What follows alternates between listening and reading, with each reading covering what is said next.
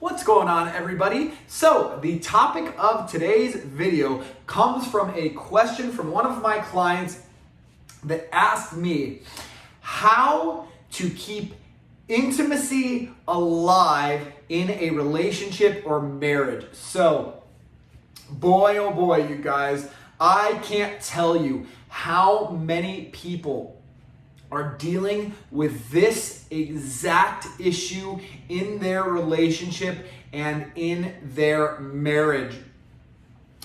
I was actually one of those people while I was married to my ex-wife. I'll say probably we were together for about 10 years, so at about the 2 to 3 year point or so is kind of when I would say that I noticed a drop off in our intimacy. And, for all intent and purposes, it was something that it never came back. Once it kind of just dropped off, it was not something that was like, all of a sudden it was good and then it was bad again. It was literally just kind of just dropping off less and less and less and less until it actually became the root of some of our relationship and marriage problems after that 3-year point. And again, to think that we stayed together for 10 years in like a loveless, sexless relationship, it absolutely blows my mind looking back at it. But this is what typically happens in a long-term relationship, in a marriage, if you are not doing all of the things to keep your partner's attraction level high. So what do I mean by that? Well, when a relationship is new, you don't necessarily have to put in a whole lot of effort to keep your partner's attraction high. Now, this is assuming that your partner already has a high level of attraction for you. Now, how can you tell that? Is there a lot of touching, heavy petting, flirtatious behavior? Are you guys being intimate regularly? If all of those things are happening, then you can pretty much just assume that your partner has a very high level of attraction for you. And that's great. That's what you want. The last thing that you guys want is to be with somebody that you are not like head over heels for, that you're not looking at that person like, for me it'd be like a girl and like, I just want to jump your bones right now so much. If you don't feel like that, you are not with somebody that you find attractive enough. And honestly, it's never going to grow from a mental connection. It might grow a little bit, but it's never going to grow to the point where you're like, this person just like, oh my God, like you're dying for that person. And I will be the first to admit, I have tried dating women that had unbelievable personalities that I was semi-attracted to. I mean, it wasn't like there was no attraction there at all. I don't do that. But the attraction wasn't high enough to the point where like, even when I was intimate with them, it wasn't nearly as hot. It wasn't nearly as passionate as it should have been. And that solely stemmed from this lack of attraction. And when that happens, it just simply doesn't create good polarity within the relationship or within the marriage. So what I want you guys to kind of get out of this, the absolute most, is that if intimacy is dropping off, it's because there has been a decrease in attraction. And again, this is just assuming that there was already a high level at the beginning. When you start to notice attraction going down, it is your job as a man to make sure that you are still dating and courting your girl or your wife.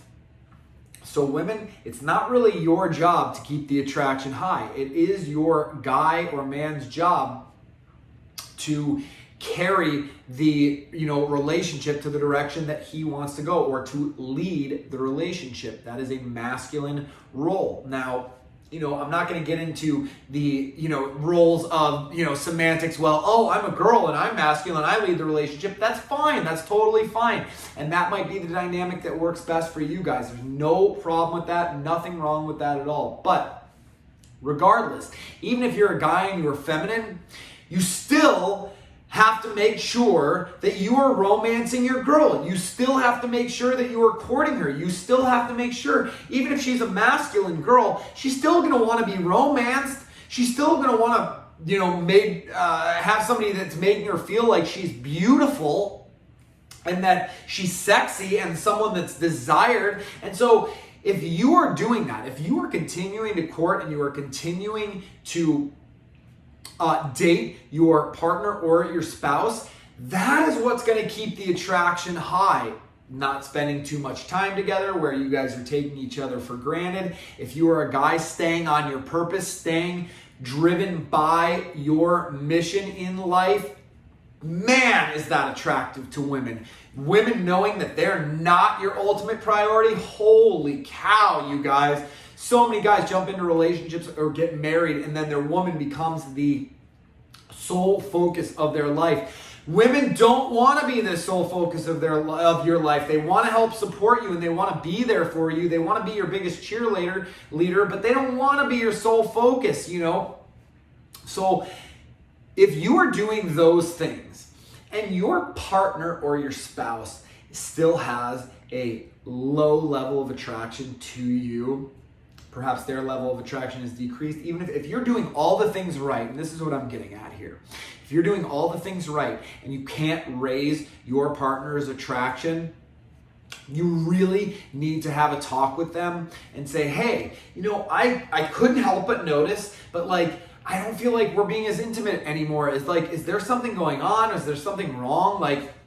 I feel like, intimacy is very important to me, and I feel like it is for you as well, which is, how we started this relationship, and I'm kind of wondering if there's something that I could be doing, maybe I'm not speaking your love language, or, getting you, following the seduction process well enough. Maybe I'm just jumping right in to try to have sex with you as opposed to escalating, slowly kissing, heavy petting, touching, to ultimately, foreplay, to sex.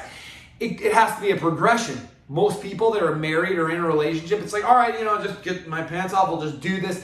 I literally had one of my clients tell, one of my client's wives tell him, it's well, I don't know, when he brought this up, when he had to try to have a conversation with her about this. It's so what do you think? Should we have sex once a month or, once every 2 months? Because I don't know if I could commit to that. And I'm sitting and thinking to myself, you can't commit to having sex once every other week? Or once a month is a big commitment to you? That is legitimately how I am thinking. Because she is straight up talking to him about it as if it's a fucking chore, you guys. As if it's a job for her. I don't know if I can commit to having sex. Something that's supposed to be pleasurable for both of you guys. She can't commit to it. Now, I know there's a lot of viewers out there who follow this channel. So I want you guys to let my boy know, to let my client know what he needs to do in the comments. So let him know what he needs to do with his girl. I know you guys know. And I want him to see it from other people, because hearing it from me, it might not be getting through. But when he hears it from the fellow Balanced Alpha community, I know it's going to get through. But I'll reiterate for you new viewers who don't know what he needs to do, because his wife can't commit to having sex once a month.